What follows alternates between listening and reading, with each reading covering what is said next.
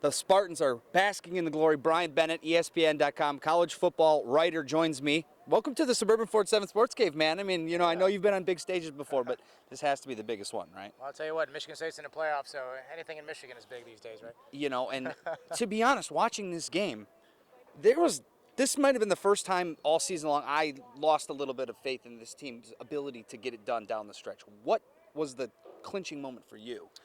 Well, obviously that 22-play drive, and I think they just kind of got back to their roots, and they said, we're going to just run the pound, green, pound stuff.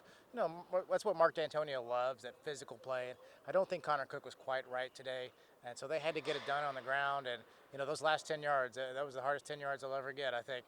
But they managed to do it. The first touchdown, it took them 59 minutes and change to get there. But I just think there's a lot of will with this team, and they were able to punch it in. Does this team have that touch of destiny? I think I've been talking about it all season long in the Michigan game, and then the way they kind of held on it with Oregon, and then Ohio State to go on the road without Connor Cook. Now this win. It just seems like this team is destined for big things. It really does, and I talked to a lot of players about that after, do you feel this? And a lot of players said, yeah, we do kind of feel like there's something special going on with this team. Things have happened in their favor. Vernon Adams breaks his finger the week of the Oregon game. Things go against them, like the Ohio State week without Connor Cook, but they've always been able to find a way to get it done this year. And that's a real tribute to, I think, the experience of this team. And the coaching of Mark D'Antonio and just the stability they've had. Mark D'Antonio, no doubt in your mind, or it should anybody's mind, that this is a elite program. He kind of scuffed off the idea of being a blue blood when he talked to the press the other day, but where is Michigan State in the grand scale of things now? You have to put them as a blue chip program now. Do you have a blue chip on your shoulder? I don't know, but they're going to have to find ways to kind of generate that underdog status. And they may still be an underdog in the playoff when it comes out. They may be a 3 seed or a 4 seed.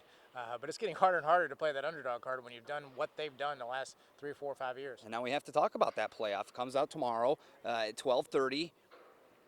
Where's Michigan State? 3, 4? I think they jumped to 3 simply based upon the number 1 and number 2 team both won. Oklahoma sitting at 3, didn't play, didn't have to do anything. I think, is that where you see it too? Yeah, I think you've got to put them at 3. I mean, Oklahoma's had a fantastic year, but you look at Michigan State's resume. Now they just beat at number 4. They beat number 6, Ohio State. Both those away from home. They also beat Michigan, number 15, on the road. And they beat Oregon, a team that got better as the season went along. So that's a team that has a resume that's as good as anybody's. Yeah, maybe you want to look at the way they won some of those games and maybe you can knock them, but winning is winning. And they've got as good a resume, I think, as anybody in the country. And that would put them against the Alabama Crimson Tide, who actually canceled a home-and-home with Michigan State No wonder. University in the future. Interesting stuff.